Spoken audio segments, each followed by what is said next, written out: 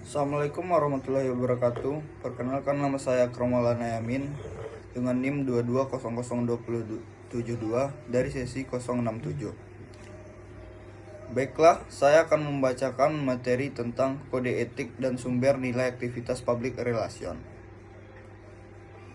Yang pertama yaitu pengertian kode etik profesi.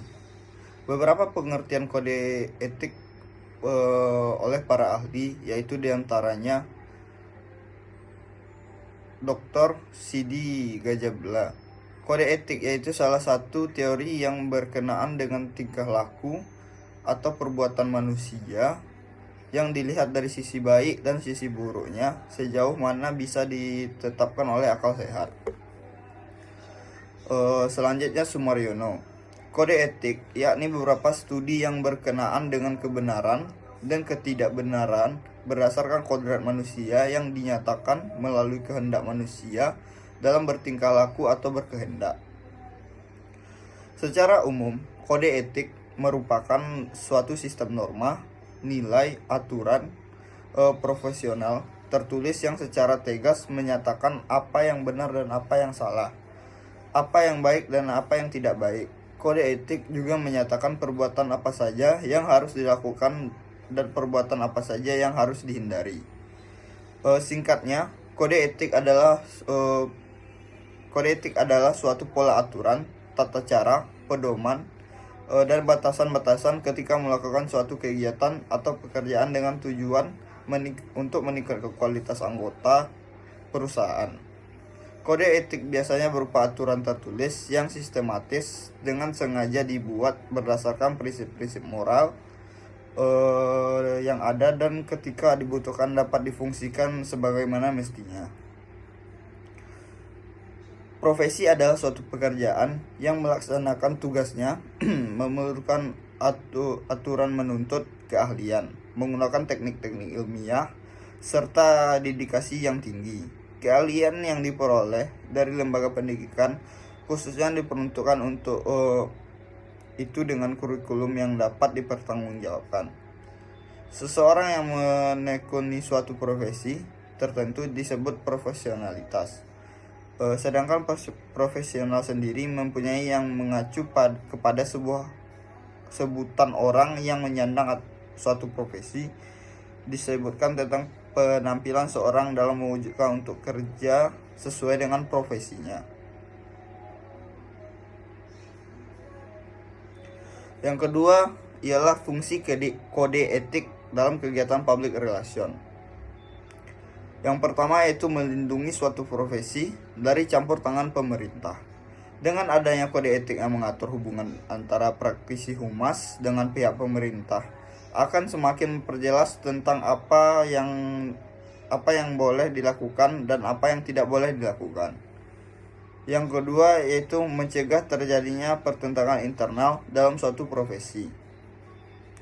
Dengan adanya kode etik humas akan memberikan penjelasan tentang bagaimana cara menjalin hubungan yang baik dengan rekan kerja yang tentunya sangat berpengaruh terhadap performa dan motivasi kerja dari masing-masing anggota humas. Yang ketiga yaitu melindungi para praktisi dari kesalahan praktik suatu profesi. Dengan adanya kode etik humas tentunya sangat berkaitan dengan hasil kerja para praktisi dalam profesi humas.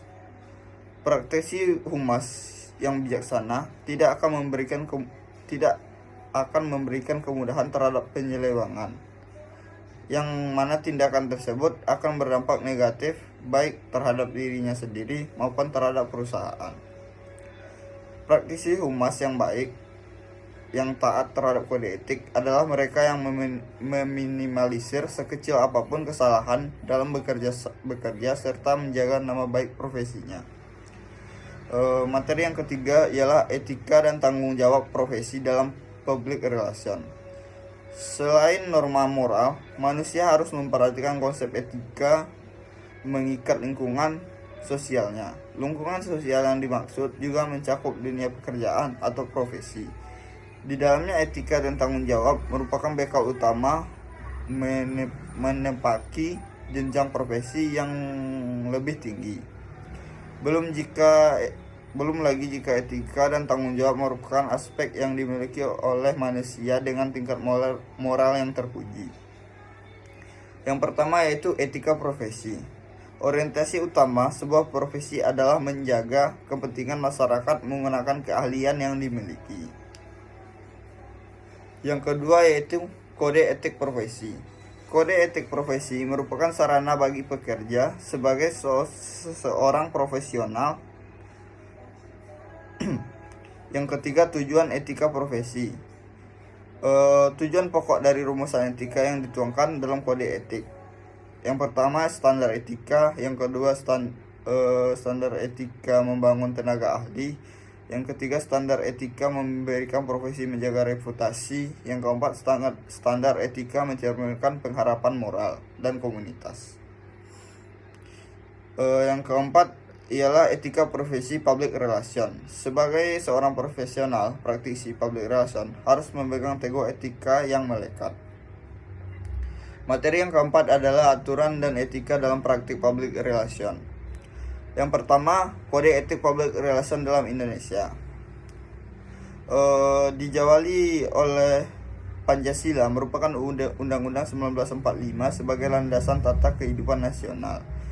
Diilhami oleh Piagam PBB sebagai landasan kehidupan internasional.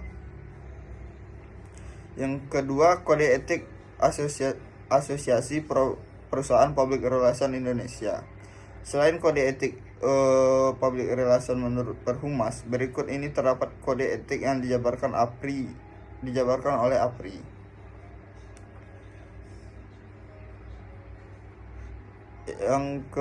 Yang ketiga, kode etik public relation di internasional. Bentuk kode etik public relation tingkat internasional yaitu kode etik internasional public relation association. Kode etik yang dirumuskan oleh IPRA disahkan pada tahun 2011 dan merupakan bentuk penegasan etika profesi dari anggota IPRA dan direkomendasikan kepada praktisi publik. Sekian materi dari saya. Apabila ada kesalahan saya mohon maaf. Saya akhiri dengan Assalamualaikum warahmatullahi wabarakatuh.